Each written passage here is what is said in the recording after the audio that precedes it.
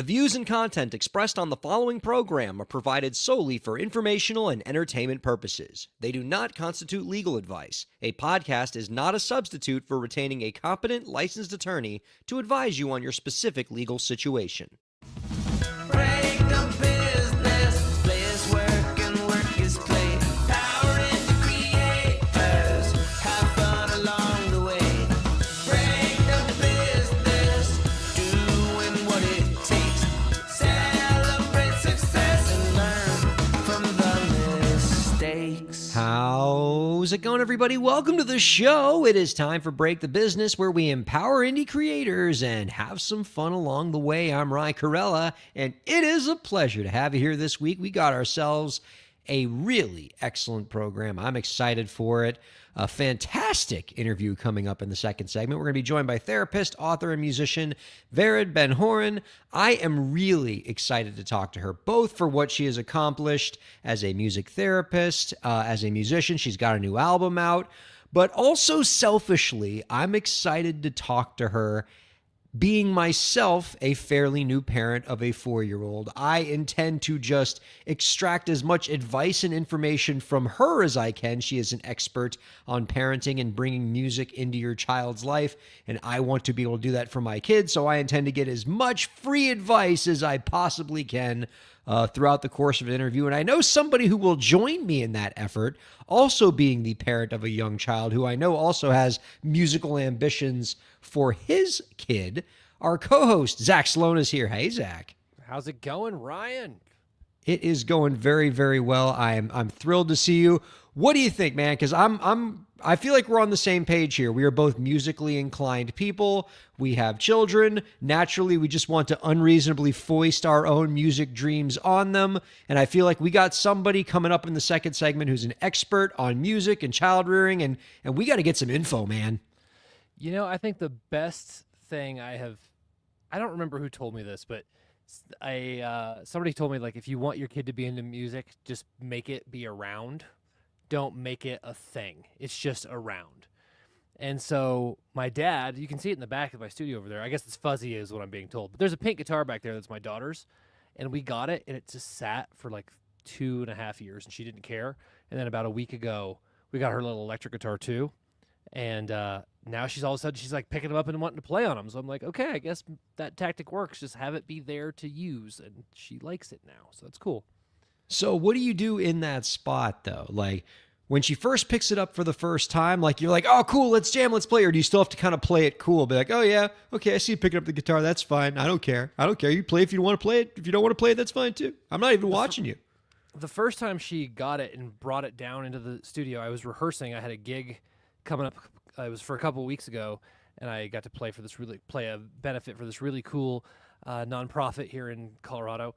And I was rehearsing with just the other guitar player, and Casey just came down with her guitar, and she's like, "Can I play?" And we're like, "Yeah." And so she was down there, just like hacking away, just making noise, but she was in time. And so we just sort of had a rehearsal, and she sat next to us, and she just sort of did it, and it was like, that's really cool. And then later on, we were playing, or a couple days later, we were playing. And she got a little electric guitar too, and she grabbed that and was playing it. And I was like, "That's cool, kid. Good job." And I don't try to coach her, and I don't try to give her lessons. I just tell her she's cool. Man, see, and I feel like that's going to make your kid really musically inclined, and I don't have that kind of discipline. Like, the moment my kid gets within like 100 feet of a musical instrument, I've already bought them like 10 books, and I've like arranged lessons, and they're gonna hate it and give up on it. I gotta play it cool, and I bet our guest might have similar advice in the second segment. We got to talk to her about that. That's going to be a thrill. Before we talk to our guest, Zach, we have to talk about some just really crappy news about losing Dolly Parton this week. As we record this, breaks my heart. And something else that's not lost on me, Zach. We have a rotating crew of co-hosts here at Break the Business. I knew you were going to do this to me. Awesome people that come in. Yes. And you come in about every 4 weeks or so. And for some reason, I don't know why this is happening, Zach, but for some reason, whenever we lose a massive music legend lately, it's always on a Zach Sloan week. Clive Davis dies. Zach Sloan's here. We dedicate a whole show to talking about it. Glenn Hansard dies. Zach Sloan is here. We do a whole show talking about it. Now, God, Dolly Parton has died, and now you're here. What is going on, man? Why are you the bringer of death of beloved musicians? My entire life, people have told me I resembled the angel of death, and here we are. I don't know. I obviously have nothing to do with it, but I want to phrase this properly. I appreciate that I am giving the opportunity to sort of look back on the great things people have done and talk about the greatness that has come before me. And these are people who in 100 years, we're still going to talk about their importance in the music industry or in just culture generally. So while I feel bad about being the dude who's always around, I'm also glad that I get to be the one who has this opportunity to talk about people, especially Dolly Parton, because Dolly meant a lot to me as a dude who came up in rural New Mexico on country music. So I don't know, Ryan. I just promised all our listeners I didn't have a hand in it. It wasn't my fault. I would certainly imagine not, because none of us want to lose who just might like be the greatest human being we had around before we lost her. Like, just universally beloved. You will not find a single human being on this planet of any nationality, any political orientation, who has a single ill word to say about this impeccable, immaculate human being that we have lost. And I'm going to give you all the credit in the world here, Zach. I felt a sense of, I guess, almost relief when I saw that you were coming up on the co-host list, because whenever we do have one of these tragic deaths, which we seem to have a lot lately when you come here, I always know that, like, because you're such a music fan, because you love the people who dedicate their life to this craft, and because you're just so knowledgeable about this stuff, like, I always know you have something to bring on these people, whether it's, Glenn Hansard or, an executive like Clive Davis or now Dolly Parton. And, this is an artist who means a lot to me as well. I'm a huge fan of what she accomplished, both as a musician, as a songwriter, but also just, as a human being, as a humanitarian. And I think there's a lot of great lessons for indie artists that she teaches us, and there's a lot to go with here. But before we get into any of that, man, I just gotta say I'm reeling. This has been a bad week for losing people, because in addition to losing Dolly Parton as we record this, we just lost Tim Curry. Yeah. Who, if he died any other week, he'd be getting like a whole show on Break the Business talking about his legacy, because he's somebody who's really, really important to me. And not a lot of people are going to recognize this name, but the ones who do recognize this name are going to be pretty shook up about it. The voice actor Peter Cullen, even if that name doesn't resonate with you, the voice does, because he was the voice of Optimus Prime in the old Transformers cartoon and in all the Michael Bay movies. Yeah. I did not know. I'm finding this out in real time. Yeah, no, I think this just happened today as we record this, Zach. This has been a bad week. Didn't he do Winnie the Pooh? I think was he Winnie or Eeyore? He might have been Eeyore. Oh my God. I think Eeyore is actually correct, but I didn't know that either, man. No, that one stinks. And like, it's kind of put a bunch of people in our generation on edge, Zach, that like, we're going to lose another one of these beloved figures. I don't know if you follow Glenn Close on Instagram, but Glenn Close, and maybe producer Lauren, if you can find this video, Glenn Close put out a video on her Instagram account where it's just like her looking directly into the camera in a close-up, and she's just like, I'm home now, and I'm so happy, and I'm wearing my mother's shirt, and I just want to say hi to everybody. And like, everything about the video said, like, just evokes, this is the last time I'm talking to you on Instagram. Like, this is Lord. It sounds like a goodbye message without her saying goodbye. And you just see all the Instagram comments like, no, not this week, Glenn Close. We can't do this right now. We've already been through enough. And so like, we need to check on Glenn Close and like, Patrick Stewart, Ian McKellen. Like, there's a lot of beloved people in our lives who are all of that age that like, I'm getting really worried that this week's going to get even worse. Yeah, it's a sign of, frankly, I think our generation's age, Ryan. We're to the point now where the people that, the classics from when I was a kid are now hitting 80, right? Like Dolly.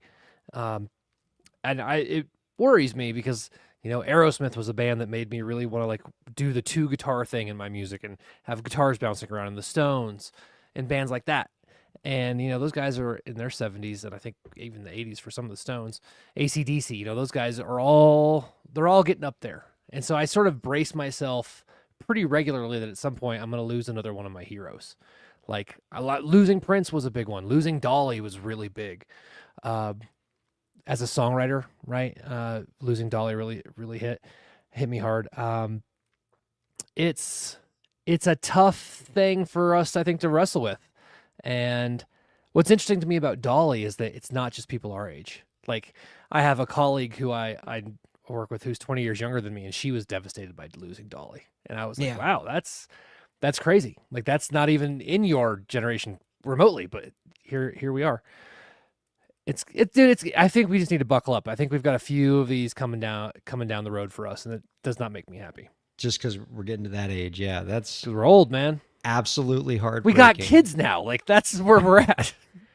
All right, so let me give the viewers and listeners, as we celebrate her life, just kind of like some quick hits on what makes Dolly so awesome. And this is definitely not a complete list. You could not cover all of the things that makes Dolly as spectacular as she is in a quick segment here. But if you want some like cool stats, how about that she's sold over 100 million records, has 11 Grammy Awards, including a Lifetime Achievement Award, has released 49 albums. So already on the music ledger. 49? I know. Isn't that nuts? Like the older generation artists, Zach, like, we don't understand. Like, our favorite artists put out a new album like every 2 years, and we think they're prolific. Like, back in the day, you'd make like 3 albums before lunch. Well, I mean, I think it was Elton John. His original recording contract was an album every 6 months. These cats, but Dolly was prolific. Like, she wrote all the time, and so it's not like she's doing a bunch of covers of letting other people do the work for her. She was the writer for all of that. That is crazy. But yeah, 49 albums. That's pretty wild. On the philanthropy side, perhaps if you needed an aspect of her career where she's even more prolific and successful than even what she was as a musician and a songwriter, what she's done as a philanthropist, pretty insane. She funded the Imagination Library that has given over 300 million free books to kids from birth to age 5 around the world. Anybody can just sign up and say, I have a kid, send me a free book a month, and she does it. And that's the whole foundation. And in fact, they've asked in honor of her death, in lieu of flowers, to just donate to the Imagination Library. That seems like a pretty cool cause. She also helped fund Moderna's COVID vaccine, which saved millions of lives. So, another just spectacular achievement for her. On the indie artist side, okay, I think even though she was not an indie artist by that definition, I think there's some cool, like, kind of rebellious indie artist moments of hers that we can celebrate. So I take you all to 1973. Dolly has written a song, and that song catches the attention of one Elvis Presley, who loves the song, says, Dolly, I think this is a hit. And I think if you have me sing this song, it's going to become a massive success because, I'm Elvis Presley. But said to Dolly, look, as is standard for when Elvis sings one of your songs, I need 50% of the publishing. Basically, for what that means is that he would basically be owning 50% of the song, credited as writing half of this song, even though he didn't write a word of this particular 1973 song. And, that was what Elvis's standard deal was, right? If you wanted Elvis to sing your song, you gave him half the publishing. And Dolly said no. When a bunch of other songwriters would say yes, she said no. She said, this is my song. That's not happening, Elvis. That song that she wrote in 1973 was I Will Always Love You, which was eventually sung by Whitney Houston in 1992, becoming one of the best-selling singles of all time, earning Dolly Parton a fortune. So because she was willing to commit to her work, understand her value, not give away her copyrights, take ownership of literally what she created, not just give it away to somebody else for a quick opportunity, she wound up, just becoming wildly successful. And so I love that story. It takes a lot of courage to tell Elvis Presley to take a hike. But she did it there. we and finish I got the story? more of these stories, but No, what are your can we thoughts? finish I Will Always Love You real quick? Because I think there's something you may not know. Tell me. Do you know what she did with the royalties she made from Whitney Houston's version? No, tell me. Okay, I'm going to look this up and fact check it because as you were telling the story, I was like, I got to make sure I have this. So if my memory is correct, and I'm pulling it up now, she bought a building in Whitney Houston's old neighborhood. Let me find it. I want to get this right. So, Lauren, did you find the Glenn Close, producer Lauren, did you find the Glenn Close Instagram video that I'm talking about that like freaked the internet out? Absolutely, I did. Here, can we finish? I got the building thing here. Right Okay, here. you do have. All right, so Building. I got it because I wanted to get it all right. right, here's the programming order. We're gonna go to Al. We're gonna go to Zach to confirm what Dolly Parton did with the "I Will Always Love You" royalties that she didn't give to Elvis, and then we're gonna go to producer Lauren with the terrifying Glenn Close video that freaked out the internet. So I'm pulling this from People. This is a direct quote from Dolly Parton. I bought a bit. Well, she's talking about the royalty she made specifically from "I Will Always Love You" when Whitney Houston did it in the '90s. I bought a big office complex down in Nashville. So I thought, well, this is a wonderful place to be. I bought the property down in what was a black area of town, and it was mostly just black families and people who lived around there. It was off the beaten path from 16th Avenue. I thought, well, I'm going to buy this place, the whole strip mall. It's a perfect place for me to be. She then goes on to rent out the building to predominantly black businesses at cheap rates in honor of Whitney Houston, who made that money. So she basically took the money that Whitney Houston made her and reinvested it into the black community in Nashville, which I thought was one of the coolest things she did, even though she did a lot of really cool things. That is unbelievably cool, and it is pretty standard for the way that she operated. A big part of. Okay, wait. Oh, you're right. I almost forgot about the Glenn Close thing. Producer Lauren, do we have the terrifying Glenn Close video? It was pretty terrifying. I hadn't seen it before, but now I'm like, ooh, no, I don't want to see this either. For the radio audience, this is Glenn Close just right up on a vertical camera. I think she put out this video a day or two ago as we record this. And she's just like talking right into the camera with like this beautiful vista behind her. It looks like around midday or sunset. Where it is. And then like just out of nowhere, she just lays out this like message to everybody.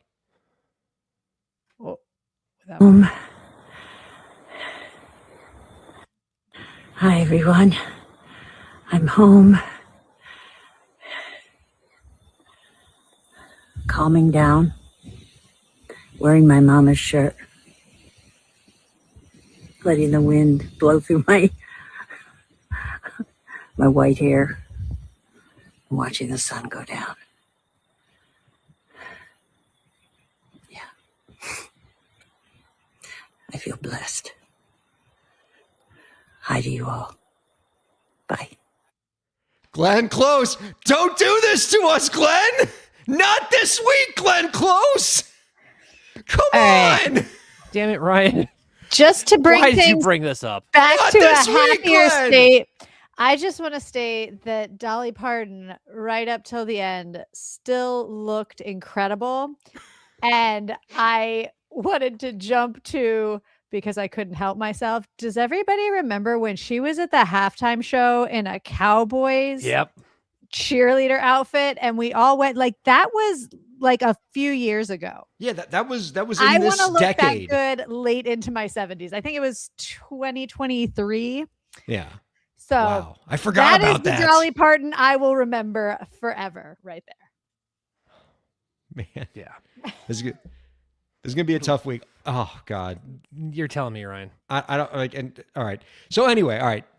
Now that I've just bummed the audience out, let me go back to Dolly here. Wait, let me finish. I got one more thing. Oh, you got one more? All She right, named the building the house that Whitney built. Oh. God. Okay, we get it, Dolly. You're the greatest human who's ever lived.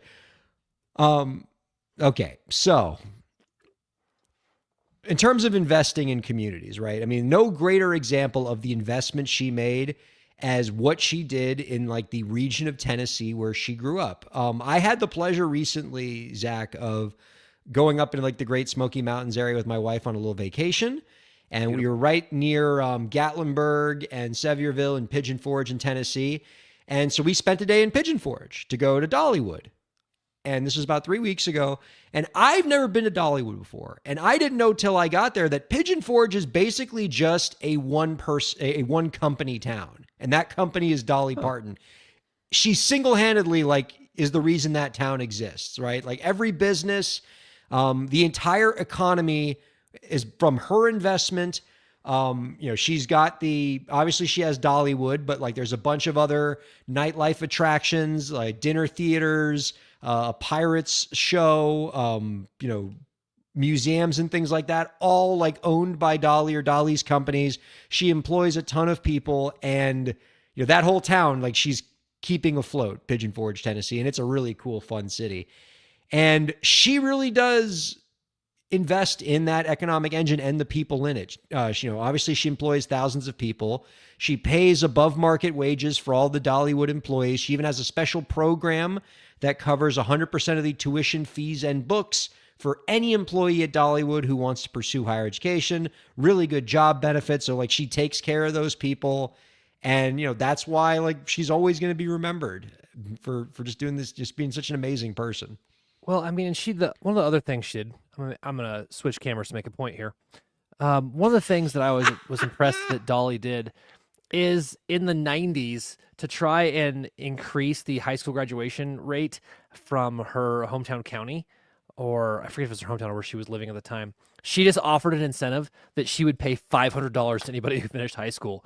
And she actually dropped she increased the graduation rate by about 30% just by doing that. Like she was, as my wife would say, the master of like the simple fix. Like, we want kids to finish school, I'll pay them $500 to do it. Oh, we want kids to care about education, I will give them free books. Like and I always felt like that was the thing I admired about her songwriting, to bring it back to that, is she was not using jazz chords. She was about as close to, 3 chords in the truth as you get, but it never got repetitive, even though she released almost 50 records. It never got cliche to her. Everything always felt different, and she never allowed herself to be bored, even though I don't think you would call her a virtuoso player, but you'd certainly call her a prolific writer. And so just to think of her in the context of the person, the humanitarian, just the lovely individual, and the monster of a singer and songwriter, it's a big loss, Ryan. And now I've bummed us out again. How about this, Zach? I want to get this off the ground. I want to see if maybe if I wish this into existence, like somebody with way more social media clout than me can just take this mantle. And if you're willing to take this mantle, by the way, you don't have to give me credit. All right. If you want to be like the person who fights for this, you get to be the founder of it. But I want to put this out into the universe. Okay. 20 years ago, I interned in the United States Senate. I used to give Capitol tours and all that stuff. So I actually know like way more about like Congress and the Capitol than like even like the dorkiest of dorks know. One of the things they have at the U.S. Capitol is something called National Statuary Hall. And what it is that every one of the 50 states in the union gets to pick 2 people from their state throughout their entire state's history and send either marble or gold statues of that person to sit in National Statuary Hall. 2 people that, kind of exemplify everything that makes that state awesome. I always like to mention to people that if you want to know what Floridians prioritize, just know that one of the 2 people that sits in National Statuary Hall for the state of Florida is the guy who invented air conditioning. That's all you need to know about what is important to Floridians. That's glorious. It's Marjorie Stoneman Douglas, like the famed conservationist, and the dude who invented air conditioning. But I think, and this is the movement I want to put out there. Okay, right now the 2 people that are the statues for the state of Tennessee are John Sevier, who is the one of the first governors of Tennessee. Like Sevierville's named after him. As far as I know, he's fine. I got no problem with him. Actually, don't know that much about him one way or another, but I think he was like a Revolutionary War hero. The other person that is the Tennessee representative for National Statuary Hall, Andrew Jackson, who I tend to think, like most of us in history would kind of acknowledge, dude kind of sucks. Yeah, that was a shocking choice. Yeah. Well, I mean, probably at the time they sent him, like history maybe had a more fonder opinion of him, but now we have like the benefit of hindsight and maybe a little more of an enlightened attitude. And I think we can all get together and say, who sucks? Kinda Andrew Jackson. Who doesn't suck? And maybe would have a pretty cool statue in National Statuary Hall? A woman named Dolly Parton. Okay, I'm gonna push back. I think even at the time, I would estimate up to 50% of people thought Andrew Jackson sucked, but that's just me. Well, certainly certain groups of people for sure. Yeah, I think 100% of certain groups people probably like screw this guy. I would say that Dolly Parton is a fantastic upgrade over Andrew Jackson.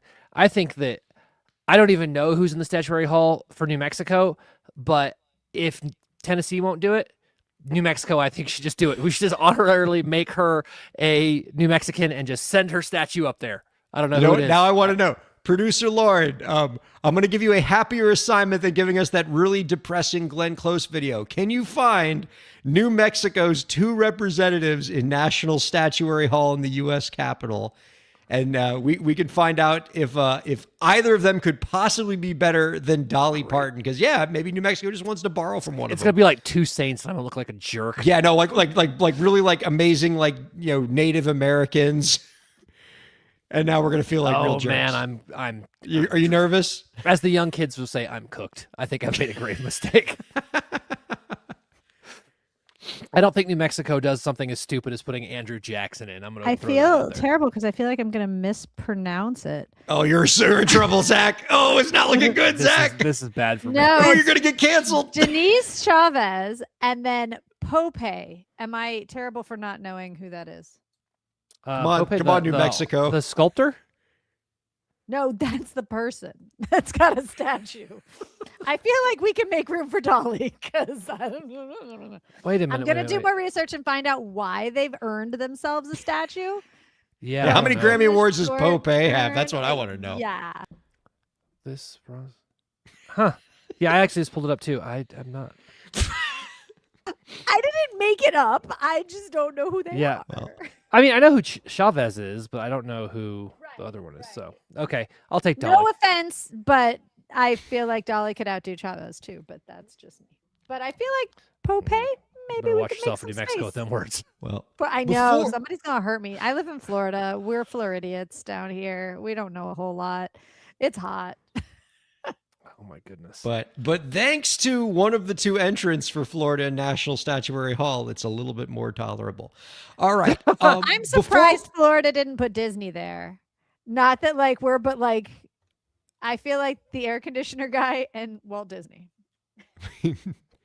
No, because you can't have Disney World without air conditioning because after you've been walking that hot ass park all day, we all run into the Carousel of Progress at Magic Kingdom, which is like the most air conditioning building in the world. I think they might have got rid of Carousel of Progress, actually. I might be dating myself there. All right, before we go to break, Zach Sloan, I just have a few random Dolly Parton one-liners because I think we've covered like a lot of the things that make Dolly Parton amazing. But one thing that we haven't touched on is she's got some of the best one-liners.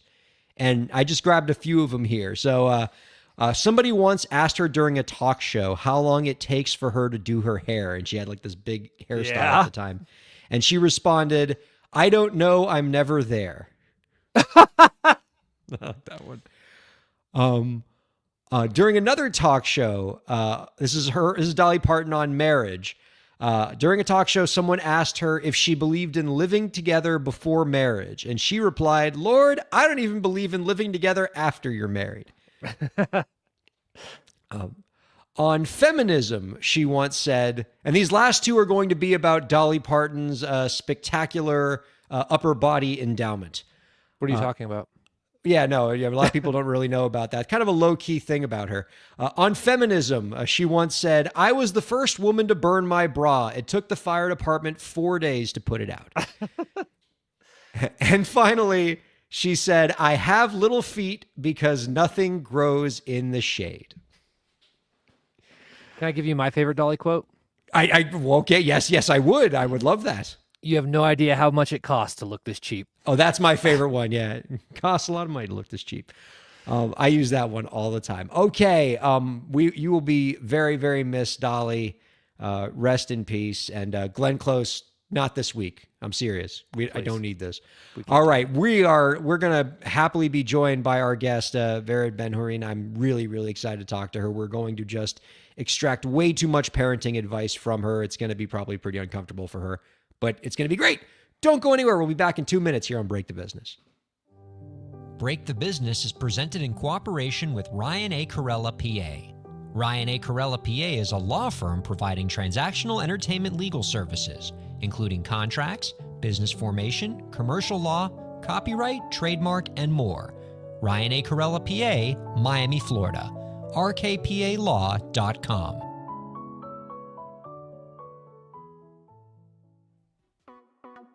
Streaming services for Break the Business provided by LEK Entertainment. LEK Entertainment is a full-service entertainment company offering everything from consultations to full-scale events and productions, including audio and video productions, voiceovers, staged theatrical productions, script and music development, and streaming services. For more information, visit lekentertainment.com. LEK Entertainment wants to help you bring your story to life.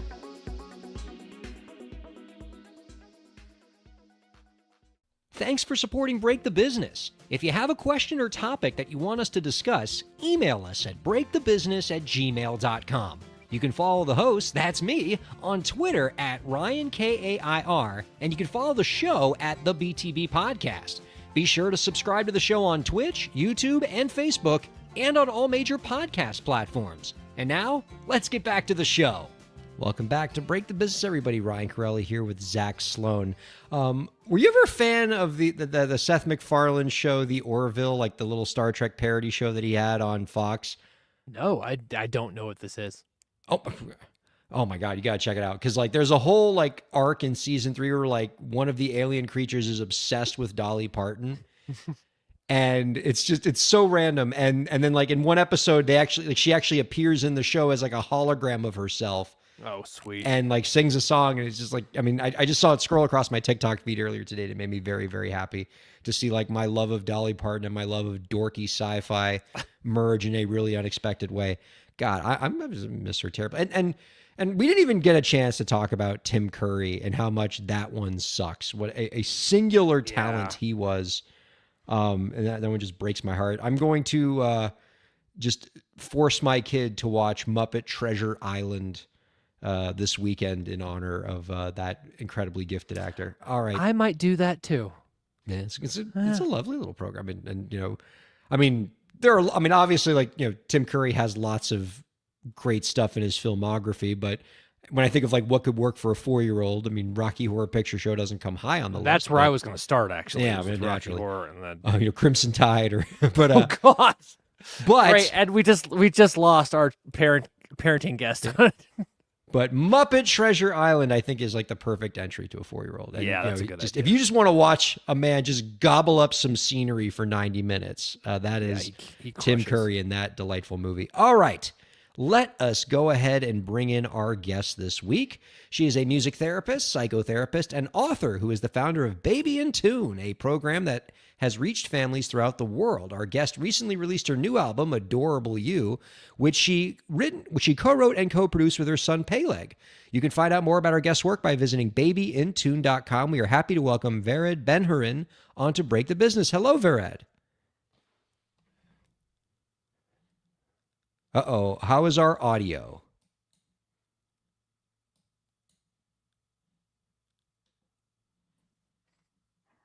Just so you know, I was going to say, so we're not radio silent here. You're not muted on the StreamYard's end, so we may need a different mic input. So we're going to pause on that or talk about how wonderful you look and how high the ceiling is. I feel like she's in an attic room. This is what happens when you have kids. You wind up in the attic. So she's like, that happens. Hey, I got one thing I wanted to add to Dolly.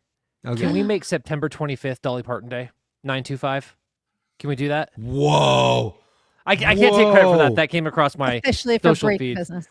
But 925 has got to be Dolly's Day, right? Oh my God. That's Which is- that's pretty, that's it, pretty right? spectacular. Yeah, no, like that's it's done. Like, It's done. I mean, it's I actually mean, added it to my if- calendar. Apparently, like the president can just rename a lake. Like, why can't he just like make this a holiday? Like, I mean, you can rename a gulf, a lake.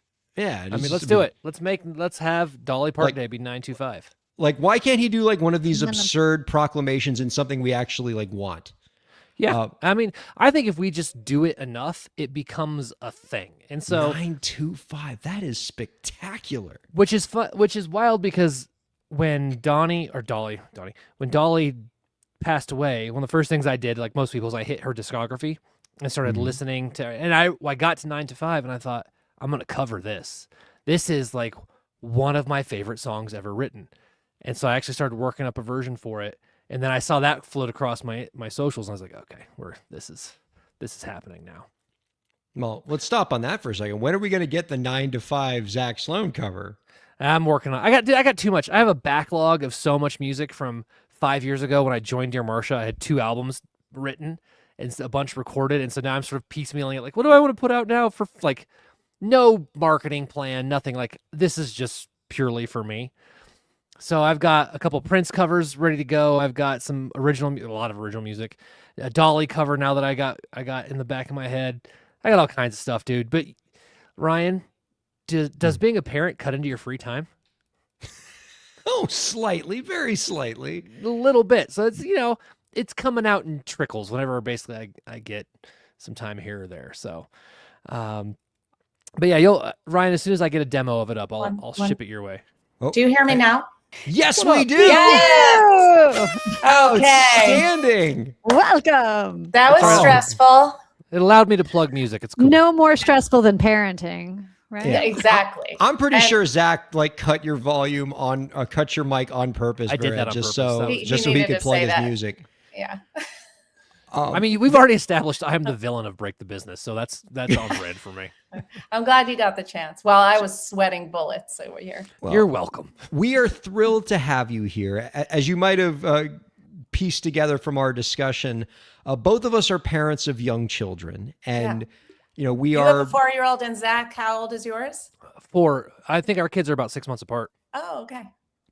And so they're both, they're both sort of getting at that age where they're becoming kind of aware that music is a thing and that musical instruments are a thing. And I'm sure Zach and I have both done the things that we want to do to kind of put music in their life at a very young age. And now we're kind of thinking, okay, what's the next step? And one of the things that we were debating at the beginning of the show, and love to get your insight on this, is if you're a young parent and you want music to be in your kid's life, how assertive, how active should you be about like bringing music to the kid? Like, is it, do you sort of like kind of push it towards them, or is it just like, leave the instrument there and then they walk toward it? Like how, you don't want to be too passive. You don't want to be too forward. How should we be approaching this right now? I'll give the best answer I can, but first, I'm actually, while you were saying that, I was wondering how it's going for you both, because you're both very passionate about music. So how is it going so far for you to probably be pushing? Are they pushing against? Or are they okay with listening to what you want? You go first, Zach.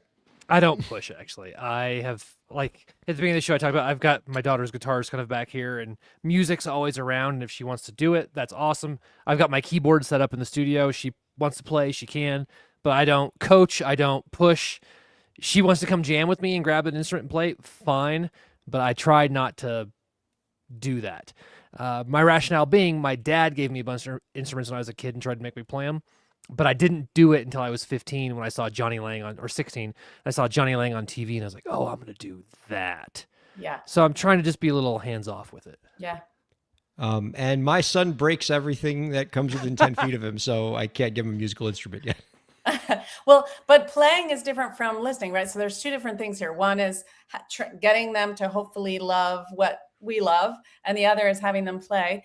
But I will say, I think, Zach, you're doing all the right things, which is really, I don't believe in pushing. So I've got 3 kids, and the 17-year-old who just went to college is the one who made this album with me. And he's the one who started this whole parenting music for families and Baby in Tune, which is for parents. So he really inspired it. And with him, and then with the rest, I didn't make, like, if he started to play something, I wasn't like, keep, stay serious and you're going to do Suzuki and stay in Suzuki and you'll stay on one instrument, because I really don't think that that works. Coming from an attachment perspective, which is where I come from with all of the stuff I do with parents, it's really all about connection. That's what our babies and our kids want. They want the connect until they don't, right? Until they're old enough and they don't. But for a long time when they're little, the value of all things is in the connection with us.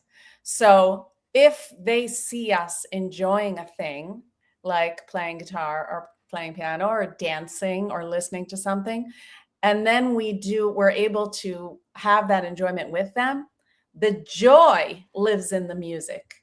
It's not necessary at the beginning. I don't think that music inherently brings joy. It's the connection that brings the joy within the music. And I think that music leads to that because it allows us to be more emotional, less intellectual, right? We're just more in touch with our feelings and less looking at the phone. There's something about it. We're more in the flow. We're more in sync, the rhythm. And so it's really conducive to this element of connection. So I think my kid ended up playing music because he felt the joy of being together. Oh man, see, I already know I'm bad at that because I was telling Zach this at the beginning of the show. Like, I feel like the very millisecond that my son shows an interest in anything, even like slightly musical, I'm going to just like dump a bunch of musical instruments on him and, you start lessons tomorrow. And I'm going to be way too forward about it. I'm going to suck all the fun out of it. And like the moment he like wants to do something else, I'm going to be like, oh no, you're already giving up. I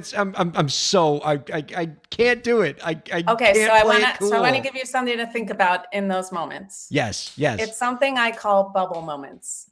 And what a bubble moment is a connected moment. Like it can be a few minutes. I first came up with this concept because when I was studying toward a PhD in clinical psych, I was in my first class actually learning about attachment theory. And the teacher, I had a 7-month-old at home, that same son, and she drew on the board a smiley face of a mom and a smiley face of a baby, and around it, this big circle. And she said, in the first year, the parent and the baby are in a blissful bubble. And I had a baby at home and I rolled my eyes and thought, what is she talking about? This is supposed to be the expert here. I'm like, breastfeeding is a disaster. I'm not sleeping. I'm not feeling blissful at all. This is really hard. And years later, I thought about that bubble and I thought, no, it's not a constant. There are moments of bubble. And so when you are, and then I wrote a book called What Do I Do with My Baby All Day? I talk about these bubble moments, but when you have that kind of instinct to do that, when you see your kid picking up the guitar and you have the instinct to just like dump all your likes and loves and passion, you love it. For you, it's joy. So you want to be like, look how joyful, but instead think bubble moment. Let me get down on the floor. Let me have a few minutes with my kid. It might not even be musical, but maybe it is. But let me have a bubble moment right now. And then maybe we'll see what happens. But then maybe he'll be open to listening to how I feel about Dolly Parton. Oh, All the way around. that's really good advice. Now, I saw producer Lauren popped onto the screen here, which means she's probably about to make fun of me for something. I was not. I was going to applaud your child musical interactions. Like, you might not appreciate them, but whether it's a stupid video that we don't like the video on, like, we'll sing along because he's singing along. And he knows every state at 4 years old because he likes singing the United States song, and you like going, wow, look how awesome what you do is. And when you create those moments of look how amazing you are because you're you're doing music, because you're making something that not just you know, but when you do it, other people know that melody too. I can sing that melody along with you. So like Vered was saying, like making a connection, and that connection is the music. You're not just going recite to me something, you're going, we both know this melody. And now he's learning things and doing things. So give yourself a little more credit. I'm not making fun of you, but like you do create those moments for your kid, even though you're not putting a lovely stack of guitars in a room with him going break them. You're creating those musical moments all the time, because your kid knows so many songs because you're creating those musical moments, because it's fun to sing a silly thing with dad.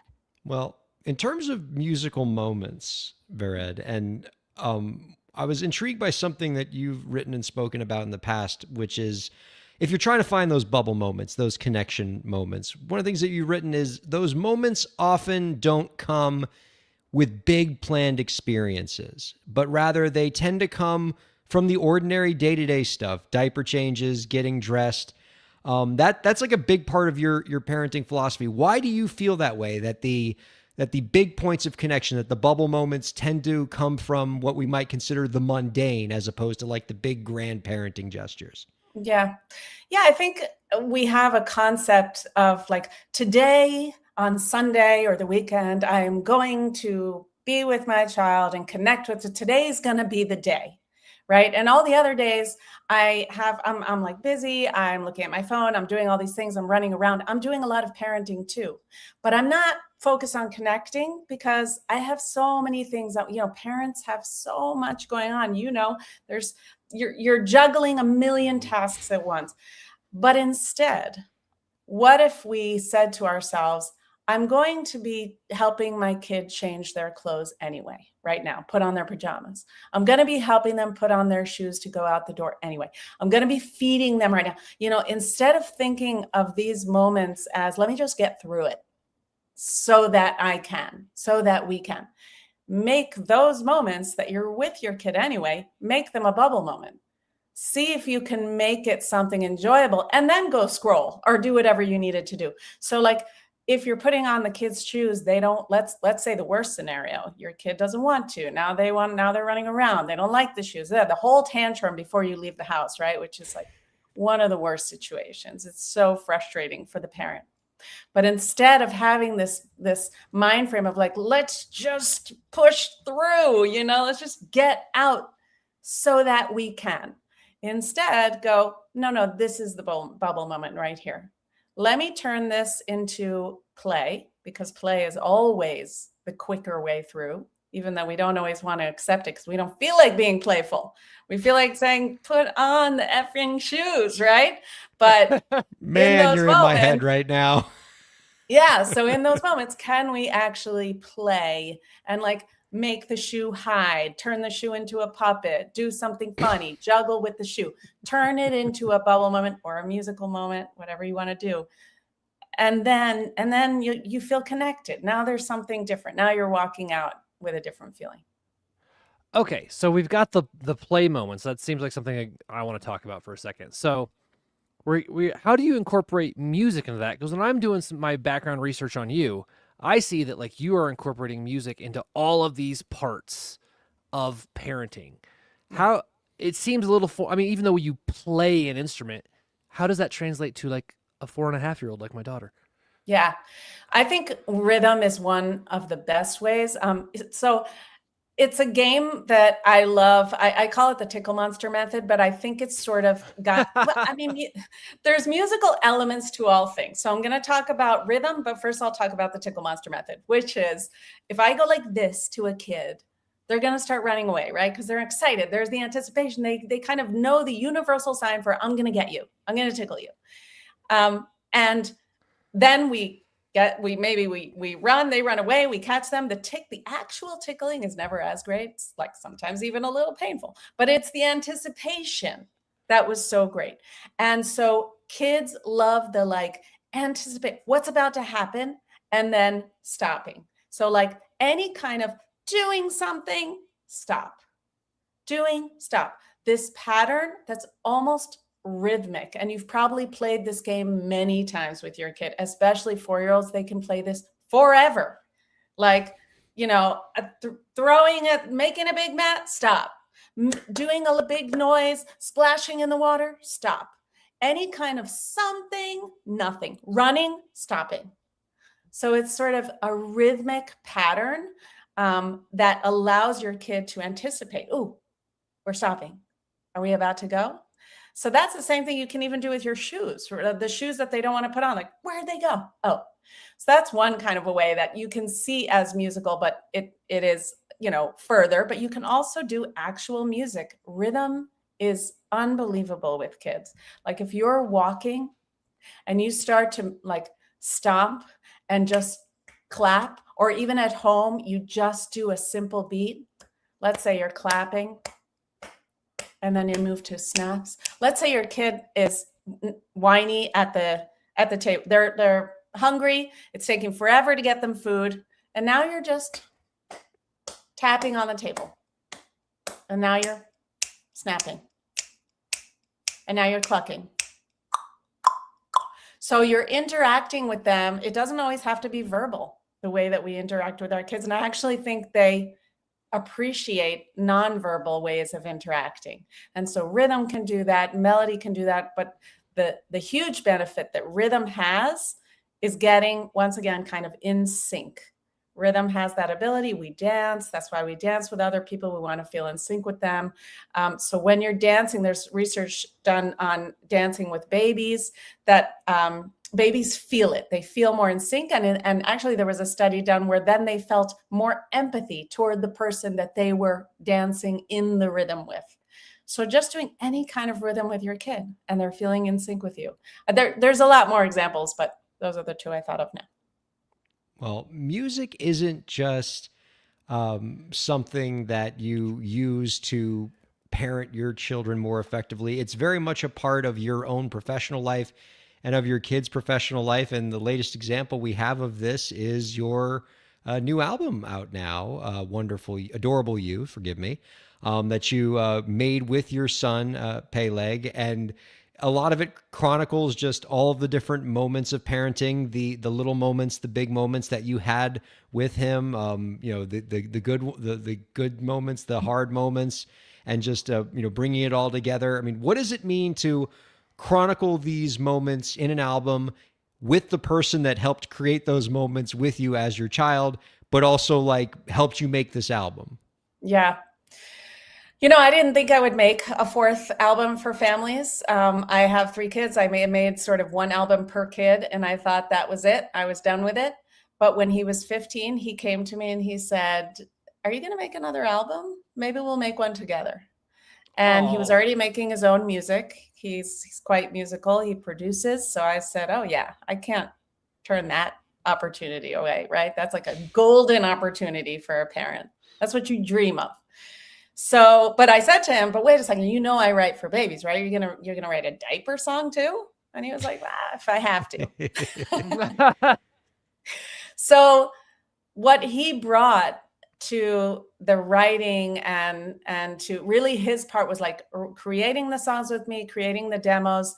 He brought this kind of pop sensibility that I don't have as much in the earlier albums. The earlier albums have like a quirkiness to them, very intimate, a lot of like backup vocals. And here there's a lot of backup vocals too.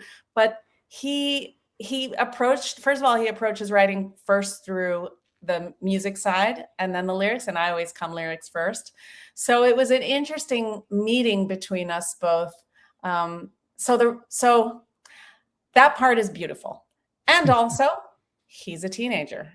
And doing anything with a teenager is challenging. There were parts that, talk about mundane. There's parts of making an album, a huge part of it, that is like very detailed and can be boring and obsessive.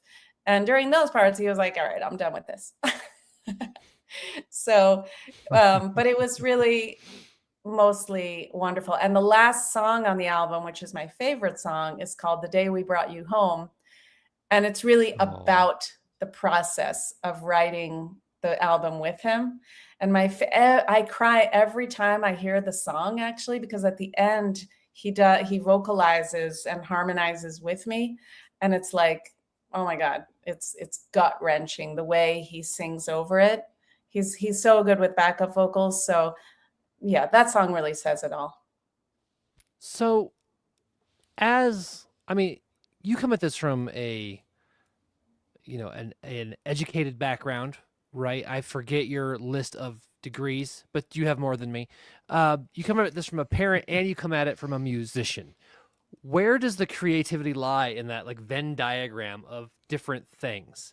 Because if you're writing a song, like I was listening to your stuff and like Tummy Time from the new record was cracking me up. I was like, that's really funny because I remember that point when we had the baby. Like, is that coming from just like you as the musician writing it? Is that coming from you like, I think people need this because this is helpful? Or how does that work? And where does it come from in your psyche? Yeah, that's a really good question, because to write music for families is very different from what I did before I had kids, which was simply writing about my own, highs and lows and my own psyche and whatever just came up. You're right. There's a utility to family music a little bit that doesn't exist as much for, just regular singer-songwriter music. And my album kind of has, all my albums have like a few different types of song. One is still the singer-songwriter type. It's still about me. So like that song, that last song, it's really still about the mom who's going, I can't believe that you're already so big, 15 years away. I remember the day I brought you home. But then there are these other songs that are like activity songs, like the Tummy Time and this other one, Jump Like a Frog.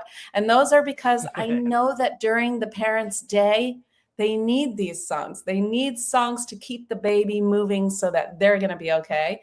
And then the third bucket is the connection songs. The feeling that the parent has, like Adorable You is all about like, I mourn every day because you get older. But at the same time, every day I go, oh, actually, but this is the best stage. Like I thought yesterday was the best stage of you, but now I realize, no, this is actually the cutest one, which is a beautiful thing about being a parent, that like we mourn every day and then a better version of them shows up. Oh, I'm going to go hug my sleeping child after this. Our guest has been Vered Ben-Horen of Baby in Tune. You can find out more about our guest's work by going to babyintune.com. Check out her new album, Adorable You. This has been a treat. Thank you for giving us so much free advice that we are going to put into action, and excited to do that. And you give me just so much actionable ideas. Just like I just had like a massive meltdown with my son at dinner tonight. And I'm going to use your dinner table idea because that's pretty terrific. I wish I could hear about how it went, but you both have been so nice to talk to about all this. So thank you. That's so kind. Thank you very much. Well, We're before just we let you pumping go, for information. Yeah, no, absolutely. Before we let you go, we got one last question for you. Do you have any last tips for the indie creators out there to help them move their careers forward? Okay. My tip is this. I actually thought I was giving up music. When I had my baby, I listened to my last album that I had recorded as a singer-songwriter, and I said to myself, I'm going to be a mom. I need to be a grown-up now, and I'm going to listen to this honestly and decide whether it's good enough or not. And I listened to it and I thought, you know what? I'm done with music. And I let it go. And it took a while, but music came back as a mom. It came back through my babies.